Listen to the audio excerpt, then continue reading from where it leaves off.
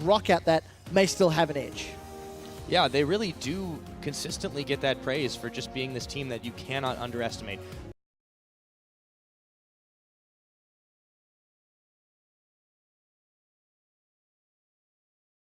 To see that we have not had a single Ari today.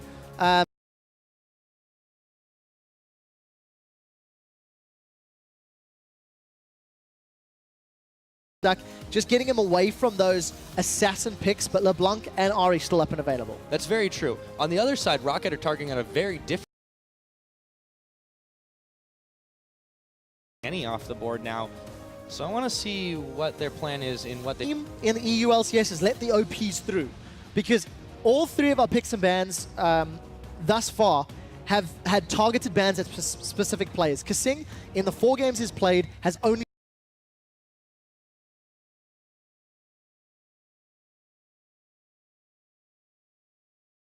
a while ago. If Kasing and Hyanin are able to get an advantage in lane, it translates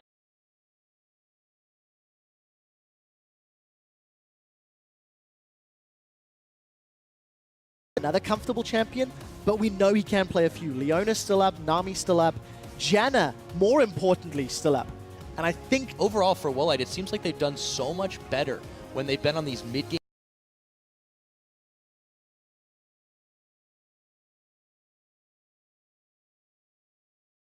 You know, for Woolite, he's played 6 champions in comparison to Hyanin's 3. So Woolite and ROCCAT still trying to find a... But just look at how slow these teams are going through the phase. In contrast to the previous game where Unicorns and SK both got what they wanted, ROCCAT and H2K, a lot more discussion and a lot more thinking, a lot more planning. You've got Engage, you've got scaling power. I still want to see what they combo with this Kalista, if it's going to be the likes of an Alistar like we saw from Fnatic. Wouldn't be too surprised. It's a great Engage combo, great peel as well, buying time for Kalista to get damage down. But you've still got your Assassins available in the mid lane. You still even got Lulu if H2K want to go for sort of a protect the AD carry comp. It's something that they have done in the past. As well as Rumble, keep that in mind too. Yeah, there's a lot of stuff on the board, as we mentioned. So, I mean, you've got the Kalista coming in. That's the first time for Hjarnan. But Lulix, he has 2 games on the rec side. They've won both of them. He's clearly comfortable in it. ROCCAT, on the other hand, they're going to take the Morgana pickup. They're also going to lock in LeBlanc. That's a lot of AP already in that comp. It really, really is. And Nukeduck's going to get his traditional assassin once more. We assume that LeBlanc's going to go mid lane. 4 games played, decent stats, 13, 6, and 15.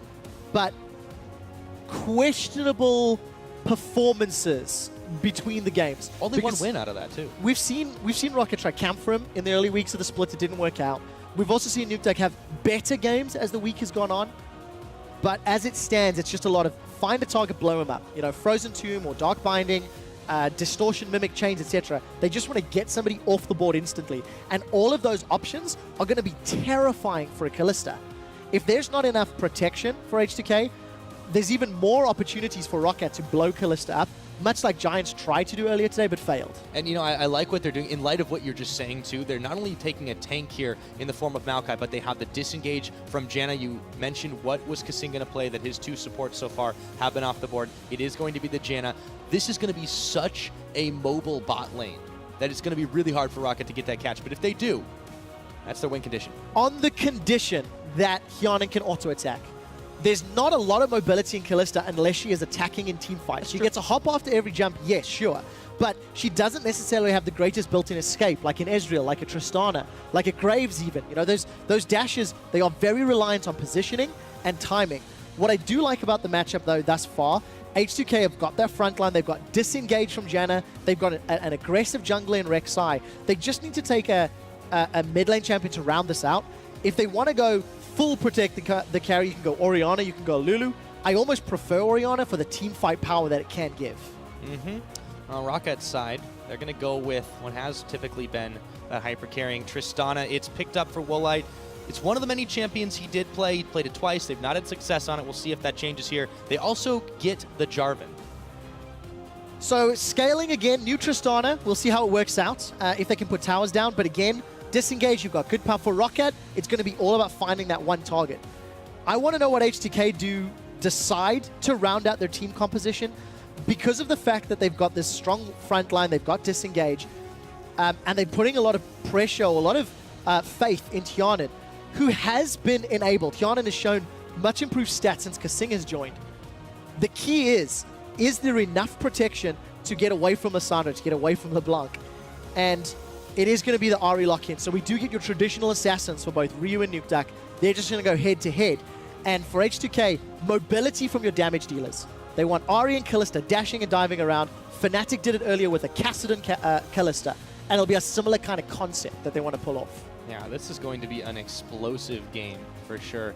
I really want to keep an eye on the mid lane matchup between Nukeduck and Ryu as the coach is there pondering after the lock-ins of all these champions. So with this comp filled out for ROCCAT's side, they historically have not been all that great in the late game. They've been beaten down in the mid games. They've been really, really good, but they're going back to this style where they have a very strong spike towards the end of the game. What do you think about this one, Quickshot? I actually quite like ROCCAT's team composition. There's been questions asked of some of their picks and bans in the past, but I like the fact that they have a whole lot of CC.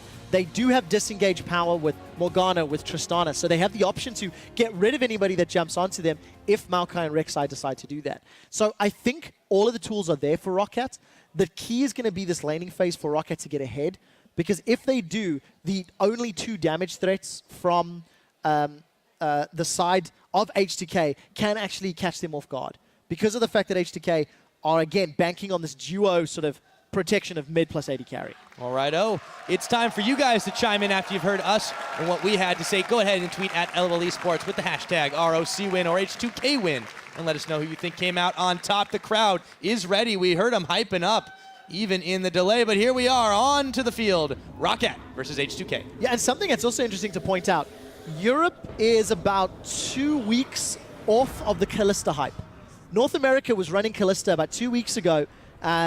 Multiple AD carries, multiple teams back to back to back, and also picking her fairly early. Last week kind of dipped off a tad as far as North America is concerned, but again, we're seeing her now picked up by the European AD carries. And not just Freeze. Yes, and Graves has dipped off. We're on the same patch as last week. We're on exactly the same patch, so it's interesting to see the trends and how teams are adapting and evolving their picks and bans and their team play. Yeah, I mean, it's really cool to see all the different regions do so many different things week after week and off of one another. So I want to see how they do end up stacking up. For now, ROCCAT are moving as 3 into this top side. They're getting spotted by a ward, though, so you mentioned the early aggression from them. They're certainly trying to live up to that right now. Yeah, equaled by H2K. So ROCCAT invading on the top half of H2K's jungle. It is equaled, but on the bottom half. Deep wards are going to get done. We'll see if anyone wants to look for that lane swap. The one thing that you do, of course, have to highlight is this Kalista plus Janna. It's going to be a fun lane if Hyanan and Kasing can make use of that Sentinel W damage. You can get the Eye of the Storm, get that bonus AD, get some stacks on Rend and Pierce, and all of a sudden you've got a lot of burst that can come out. So the ability to bully Woolite and Vander, if Hyanan and Kasing can find that 2v2, I think is actually going to work out in their favor. And they've already demonstrated they can take out Forgiven and Unrated. They did that last week in great fashion with their, I believe it was Siva plus Annie duo lane. This is a slightly different one, but we'll see how it does go. The lane swap comes in, completed for ROCCAT. They've yet to send anyone down bottom. Jungle Buddy system overpowered. Yanko's going to go ahead and do that. So they decided against it. No deep vision from H2K into the lane. And we just saw ROCCAT revealing themselves top. So going to be the battle of the pushers. Both Janna and Morgana have the ability to push their waves with the Howling Gales and the Tormented Soil.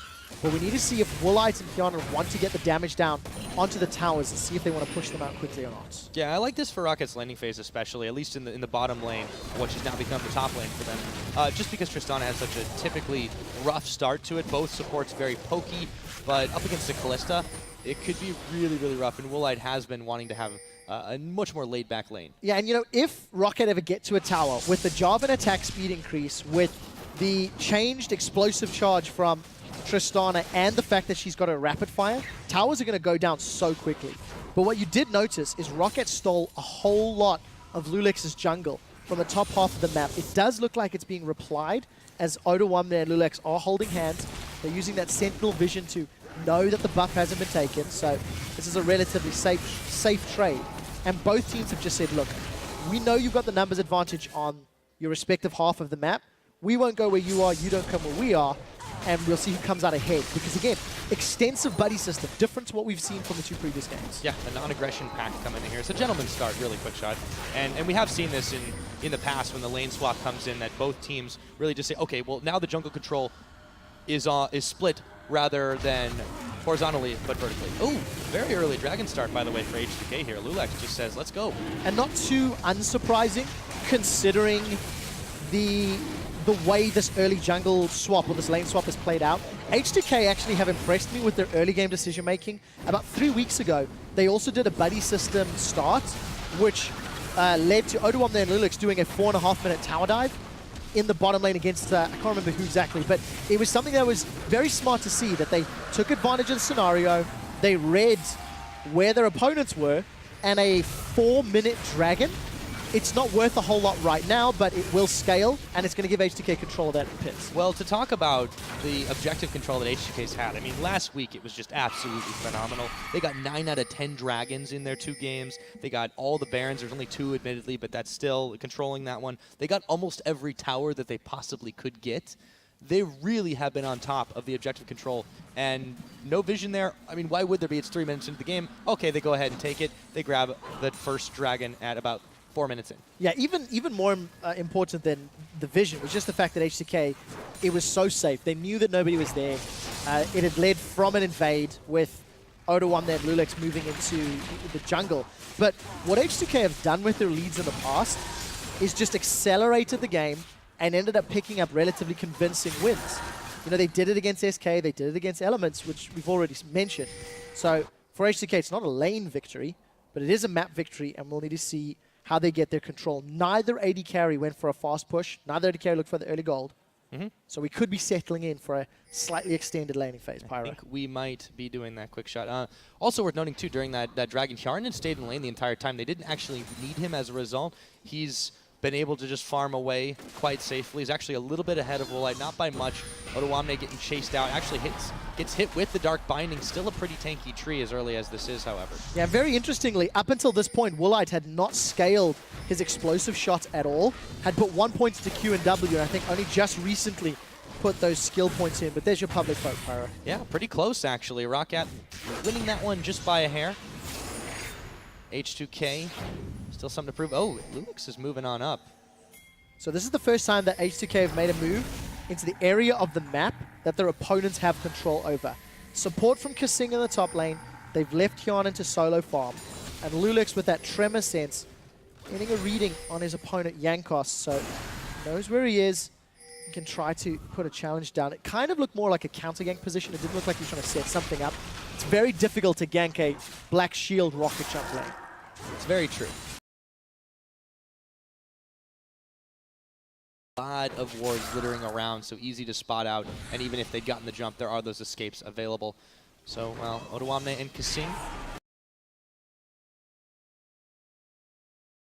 Bottom lane will continue to poke it out as well. So we need to see how this plays out. To go back to the coaches' discussion from earlier, if I recall correctly, mentioning that they didn't really want to see Oduwamne on a, Maokai. He's a great playmaker.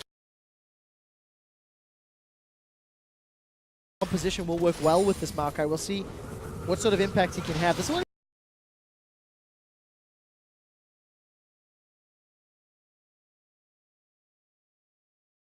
that AoE just means Woolite takes 1 or 2 extra hits. That's 2 waves, and about 75% of the hit points is gone. Yeah, early flag, but Jankos doesn't take it. He actually takes a lot of tower damage, but they have been able to push this one pretty far in. We'll see how they're able to do on that. Meanwhile, in the bottom lane, really hasn't been too much tower damage here, but Overpow zoned out just a little bit versus Hjarnan. So we just need to keep track of how the CS is going between the respective laners. AD carries have been uncontested for the most part. And the only time that we saw Woolite go aggressive was when he had the support of his jungler. That was obviously a few moments ago. Now that Jankos has backed away, Woolite and Vander feel safe to take this first tower of the game. It will be going down shortly. And it's just a moment. Yeah, it's just a safe farming lane. 70 CS on the board. Woolite, the Janna shield actually saves it. Oh, yeah. Did not expect that. It will live for just another moment. Kasing keeps that tower alive. ROCCAT still able to push in, but you got to be careful as Woolite, even though he's level 6, a little bit lower here in the bottom lane. Jankos waiting in the wings to try and pick up Hjarnan if he gets a little over aggressive. Overpower, 2 levels down against him, though. Yeah, Lulex is relatively close by, but he's going the opposite direction, and there's no tunnel to rush to.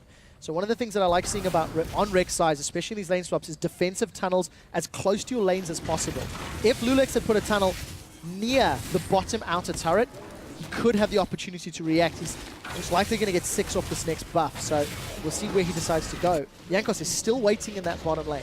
Yep, tower does get taken out eventually up in the top side. This frees up Odoamne, not have to worry about defending it too much, and you can see that duo lane backing away. Hjarnan's still staying very safe in here, so a lot of time is spent by Jankos. Oh, not anymore. Jankos, there we go. The flash forward. They're going to try the 1-2 combo on him, the claw, to close the distance. Teleport coming in, but Hjarnan is going down for first blood, and it's canceled by Overpower. Yeah, flash, heal, and teleport all secured from that first blood. Jankos involved in the kill, but this time around it gets given to Overpower. And we also heard from the analyst desk, Overpower, player that has been struggling in recent weeks. That's a good start to his game on a champion that he could carry with. Yeah, Jankos giving that kill and that gold over to Overpower. Good team play there. And even though he is the first Blood King, the first assist isn't too bad either. Definitely not. Definitely not. Hjarnan going to make his way towards that Blade of the Rune King first item, which has been sort of the standard here in Europe for Kallistas. Woolite going the more traditional Infinity Edge. Even CS basically across the board. And that was that sort of mobility side of the question we talk about. When you look at a Kallista, yes, she can dash and chase and get very good damage down with that rend. But the moment a Lissandra, a LeBlanc, even a Morgana lock her down, so easy to kill. Yeah, I want to see how this dual lane does now that it's actually facing off against one another. Ryu in this brush, thinking he's being sneaky, but he's standing on top of a ward, and Nuke Duck is laughing in his sleeve. Yeah, going to have the information he needs to work with. So, Ryu, we've actually not looked at this middle lane at all, to be fair. It's been very quiet.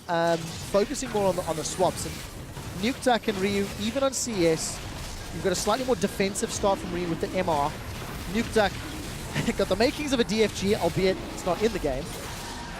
And Dragon number 2 goes to H2K, also uncontested. Yeah, and not only that, now they've got Hjarnan starting to scale up just a little bit. The longer the game goes, the easier it is to pick up objectives like that because you have basically an extra smite in your Callista Ren proc.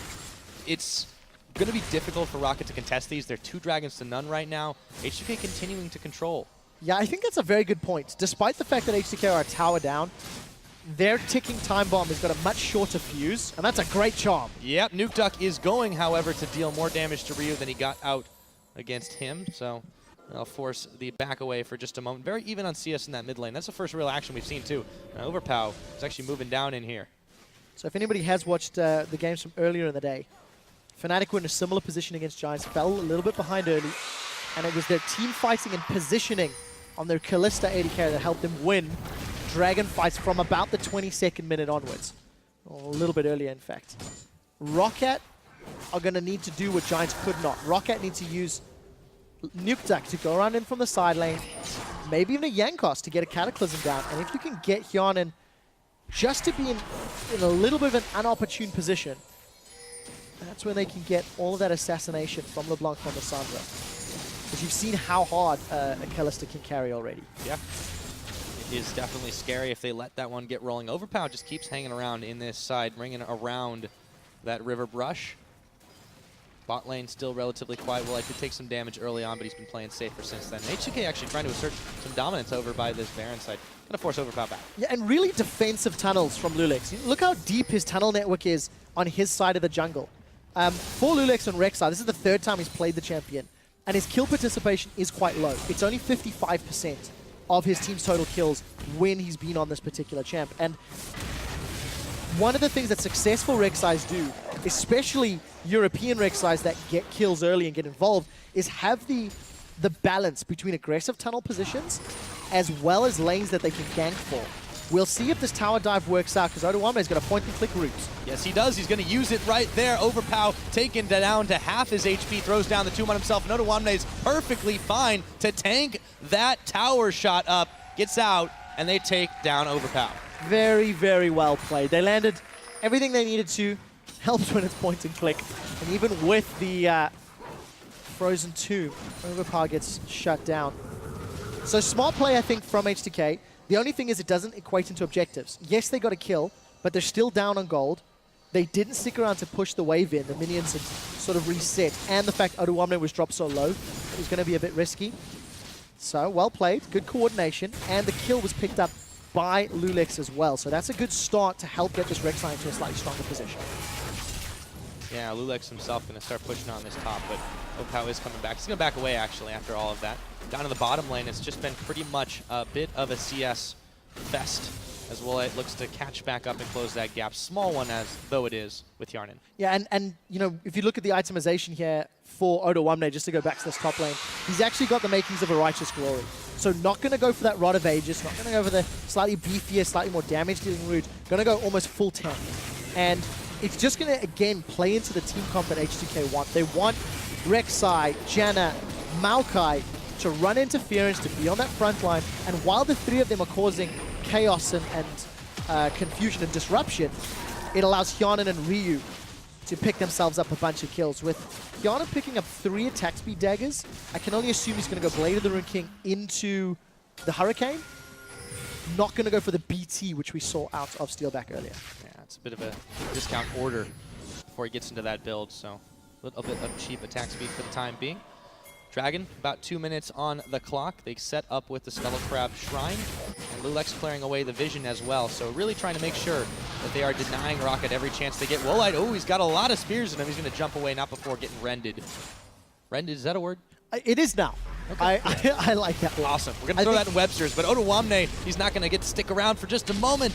He moves back. Forced to flash, Yeah. but traded top lane flash for top lane flash. What I liked from Lulex, you pointed out, with Dragon in 2 minutes, Lulex instantly is putting wards down in the enemy jungle, so H2K can make an informed decision. But Ryu, he's been caught by Nuke. Yeah, he did get the tower, but he might be regretting it. Spirit Rush forward as Lulex comes in and pops the clones. Nuke Duck dashing away and dashing back in, actually, as Overpower comes into tag. So Teleport was used from Overpower. That's important if Overpower does not stick around for this next Dragon, which is a minute away.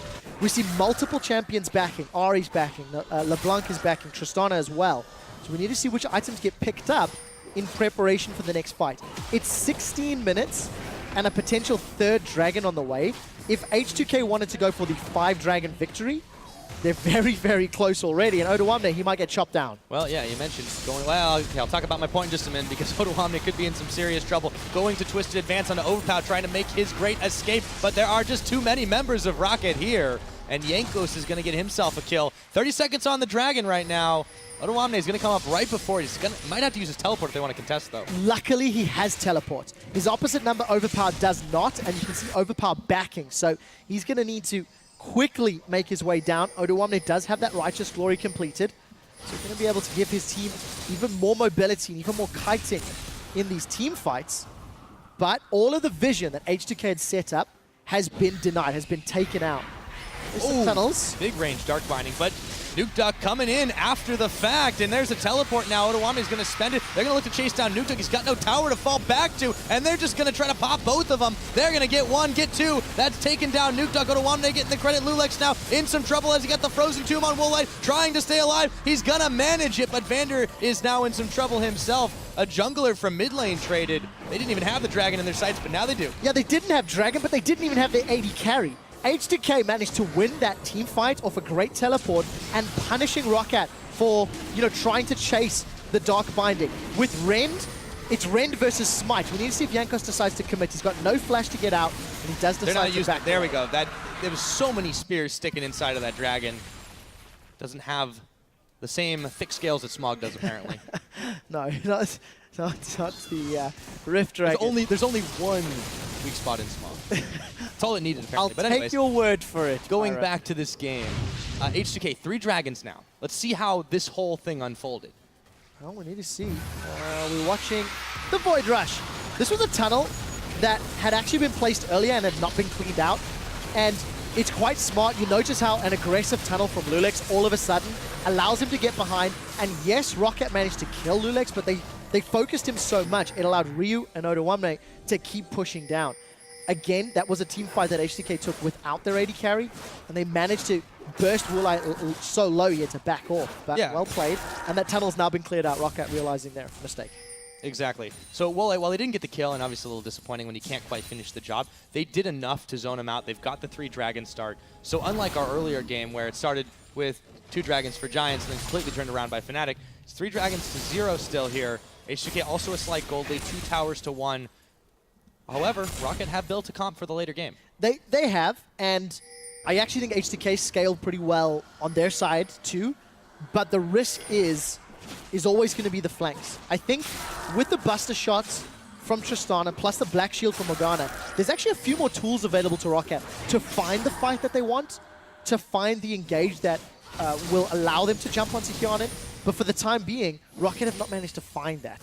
So, Dragon's going to come up in the next few minutes. I'm lying to you because it just got taken down at about 17. So, it'll be a little while.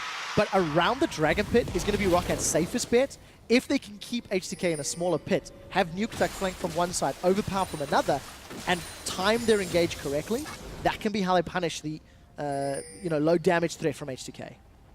Yeah, that is what they'll need to do to get back into this one. They can't really afford to give up too many more dragons if it does get into that 5th territory. That's going to be a little scary. Taking a look at the items right now, you see Lulex actually going a very tanky build after he goes ahead and finishes his warrior, going for the Aegis completed right now. Yeah, and against the double AP, 2.5 AP threat from the Morgana as well. Smart itemization. We do see Hyanin going for the Hurricane. And it's just been a slow and steady matchup. Overall, there's slightly more CS on ROCCAT's side, thanks to the fact that Overpower does have a 20 lead over his opposite number. And Ryu has only got a 10 advantage over Nukeduck. But Nukeduck's almost got his death cap. He's got a Morellonomicon built up, so there's enough damage to blow up a Janna, to blow up a Callista, or even to blow up a Ryu with a slightly higher MR. If they can catch him, that's the trick. Now, see, I feel like, yes, this game has been a little more slower paced, but we're comparing to earlier today, which has just been super high octane, and Ryu's going to get a little bit of damage there out on Nukeduck. This game has just been more, I feel like, level-headed from both teams. They're very much calculating before they go ahead and take a risk. Yeah, and both of these teams want to keep putting wins on the board. You know, ROCCAT are in this game at a record of 4 and 6. So they're tied down at the bottom of the table. They're not in a playoff position yet. So this would be an important win for ROCCAT. And for H2K, of course, they're looking to keep up their winning streak. Yeah, right. But the thing, like continue the comeback. Yeah, the thing that's going to tip this game will be one big team fight. In a similar vein to Fnatic Giants, you see towers being traded. They've caught Lulex, but this could get risky. How quick can H2K reply? Oh, I can't get out of there in time. At least Otawamne was moving around, but yeah, they've started to try and collapse on him here. Here we go, Vander, Black Shield on him, but the Twisted Advance goes all the same. Ryu dashing forward. Do they have enough damage to finish off Vander? No, but they're gonna land the charm on Jankos anyways. He is going to burn his own flash. Tower now being fired down. Otawamne, though, doesn't even want that. He wants the kills. They're gonna have to back away. They do have a minion wave here, and it looks like they should be able to polish off the tower. Let's see if Nukeduck can reply in the bottom lane. That was a flash. Doesn't manage to connect. Nope, not quite enough, but meanwhile, Nukeduck just continues to chug away at this tower. Not got quite enough damage. The minion's starting to evaporate, but he's not being pushed back. H2K, they did get the one. It looks like it may be a trade. Rek'Sai Scream is just going to go towards the middle. It's going to be a while before they get there. Tower's already gone. Yeah, but again, look at the ward network from Lulex. It's only in the top half of the map. If he'd had some slightly more more options available in the bottom half, may have been able to get behind Nukeduck. If you evaluate the trade, it ends up being even in towers, but ROCCAT gained one additional kill. They found the pick and managed to come out slightly ahead. So again, ROCCAT in a fairly even position, despite the fact that they traded these objectives. So it really, really feels like we're going to get down to one of these very big Dragon or Baron fights that might determine the entire game. Yeah, it's kind of like a little bit of a callback to where we were at the beginning of the season. Okay, is it Dragon time? Okay, is it Baron time? Otherwise, let's just try to be safe. Let's maybe make a power play if they make a mistake. But if another team's going to make a massive mistake, well, we're going to be at that farm fest. So with Hurricane completed now on Hyanin, he's got a lot of attack speed, not a lot of damage, but he's still wave clearing like a beast. Yeah, give him enough time, and those Ren stacks will hit really hard. But for ROCCAT, this is actually quite impressive. ROCCAT's a team that's had a pretty bad laning phase, an early game for most of the split, whereas H2K has gotten better and better and better.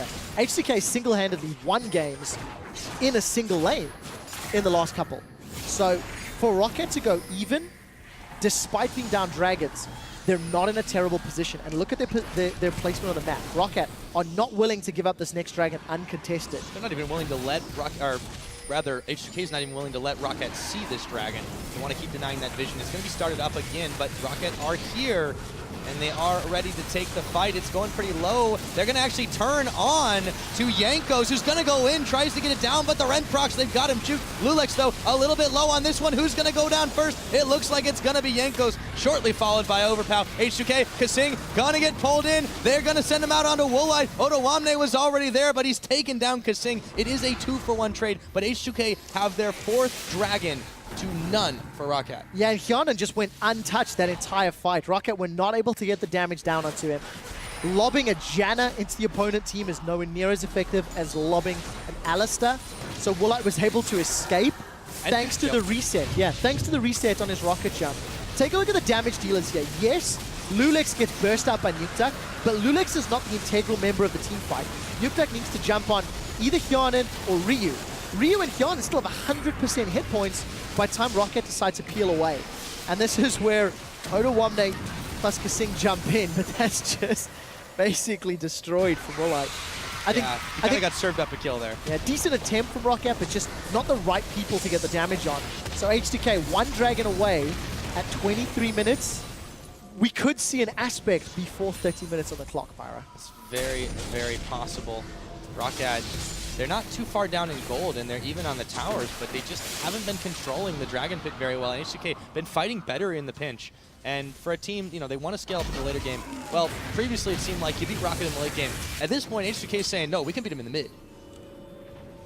H2K said they want to beat them by dragons. And well, they've got 4. Like, this is 9 kills. This isn't a game that's been determined by team fights or by finding a pick onto a champion. Every time a tower has fallen, it's because Team A was in position to punish Team B, or Team B reacted to a play from Team A. And because of that sort of back and forth, you do A, I do B, you do C, that's why they're even on gold, that's why they're even on towers. ROCCAT has just had 0 presence in the Dragon Pit, which is why they've given up 4. And by the time they finally started to pick a fight, they hadn't yet, they haven't found their team fight groove, and they've got a lot of making up to do. They've got 1 last chance before Aspect of the Dragon is secure. Yep, they're going to have to make sure it's not given away here. Nukeduck, he himself, is going to be given away by himself. Nearly picks up Kasing. I wasn't even saying the right thing there. Otawamne going to get the jump on now. Nukeduck himself getting popped. And that is a very quick tree when he wants to get rolling. Thanks to that Righteous Glory, just like that. Yeah, and thanks to the Righteous Glory, he got in range to follow Nukeduck after a flash. So that allowed Otawamne to lock down Nukeduck. And of course, if you miss those chains, you're not going to kill the support. So we did see Kasing put some distance, and with the numbers advantage, H2K using that Tremor Sense to get positioning on their opponents, and they're sieging the inner turrets. Yep, just out of charm range, Janko's not going to take that much damage. They do clear the waves away, and the Sentinel, but H2K did get some serious damage on this one, and they are starting to siege off. About 1,000 gold ahead of ROCCAT. It's about the highest it's been. I really want to go back to the beginning, the lane swap. Neither team pushed the wave until Jankos joined Woolite, and by time that decision had been made, H2K had actually secured 2 dragons. They got the 4-minute dragon, then they got the 10-minute dragon, and since then, ROCCAT just have not been able to push H2K around. You know, ROCCAT sets up a kill in the top lane. H2K reply by taking an inner turret. And every time ROCCAT try to get involved, it just feels like their timing is a little off. We do see Lulex under a little bit of pressure get away. About a pixel away, yeah, Lulex. He did get caught a couple of times, but that time was not one of them. ROCCAT continue to try and push this one out. H2K have been, but in particular, one thing that we haven't even done justice to, we've mentioned a few times, but they've just been denying so much of ROCCAT's vision to try and make sure to secure that. There's the red buff going down as ROCCAT just comes a step too late. And they just kind of haven't been on the same page as H2K have been able to rotate around the map a lot quicker than they have. Yeah, and up until this point as well, with setups for dragons, Lulex has been able to put some deep wards in. ROCCAT has done a very good job of clearing those wards out, to be fair. So they don't last particularly long, but it gives H2K the time and the information they need. With all of the tunnels that are placed around Dragon, You can see Lulex is setting himself up. If ROCCAT want to pick a fight around here, they need to deal with all the tunnels or deal with a flank. And you've got, you know, the Chilling Smite, Locket, plus Giant Spell. You've got a Frozen Heart completed for Odawamne on Maokai. There's two pretty beefy high hit point totals, and Woolite still doesn't have any armor pen or any massive items. He's got 2 completed, but he's going to take a long time to burn through both of those front lines. Yeah, and it's going to be stark reality. This fight does start. Dragon about 35 seconds away. Vander pops the black shield on himself, avoids Kasing's knockup. Odawamne in the front. They're going to try to clear out this vision. They're going to try to find Woolite, who's going to immediately hop away, trying to start the fight off. Looks like they didn't quite have enough follow-up, got pushed back. Good Dark Binding by Vander to slow that one down. But all the same, it's back to the Dragon Pit. It is, and ROCCAT have not expended anything. That was a rocket jump to safety. Woolite still has his flash, still has his summoner heal. Odawamne still got a couple seconds before that Righteous Glory comes back up. And H2K have a wave pushing against them in top. So this is really smart. ROCCAT have got presence in the river and in the bottom half of the map that they are forcing H2K away. H2K are not looking for the straight up engage. They're trying to pick off a solo target. Wait for Odawamne's Righteous Glory to come up before I expect to see him dive in. Yeah, they're not proccing the Dragon either. They definitely don't feel safe to try this one. And now it looks like they start to bail out of the pit. Still a game of chicken between ROCCAT and H2K here as the Dragon does finally get started. Do they have enough damage to burst it down though? Yeah, H2K could decide to go for the inner mid turret, or they want to pick a fight. Odawamne, Righteous Glory is available.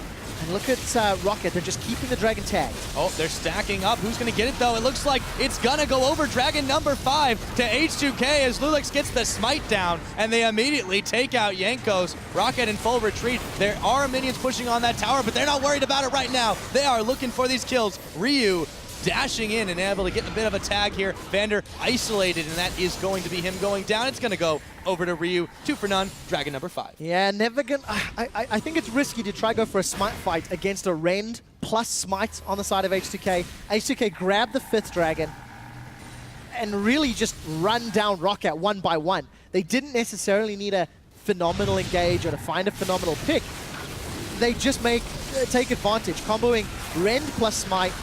I think Jankos actually hit that a little early. Didn't even get a chance to, now that I look at it.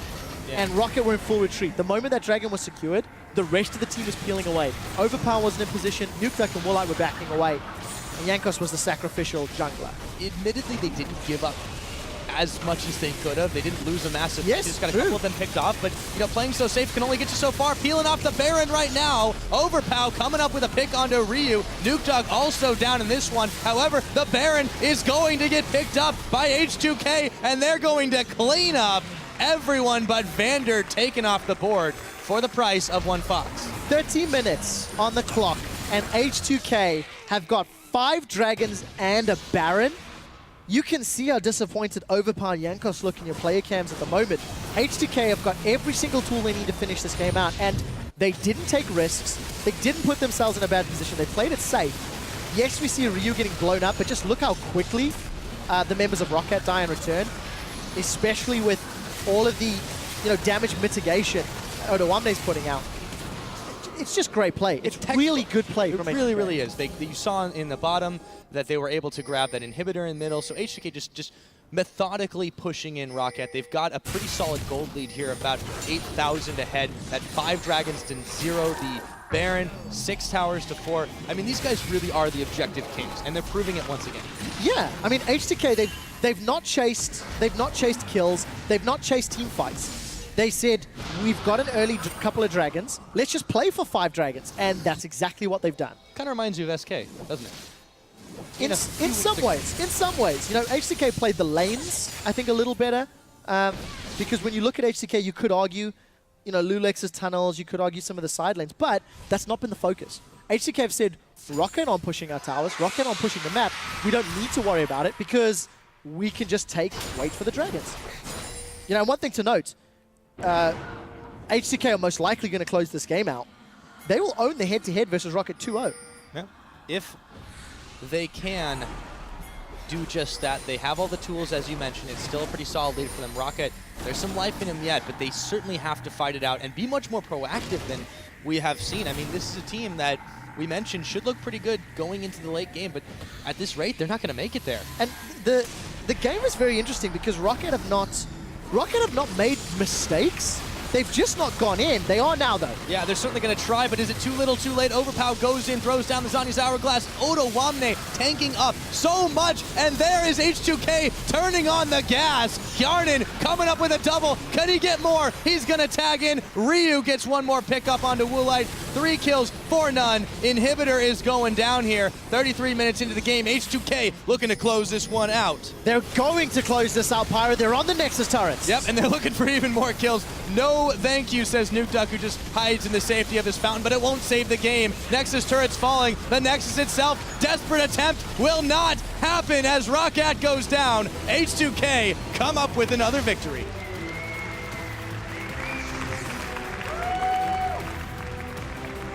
Five and 0.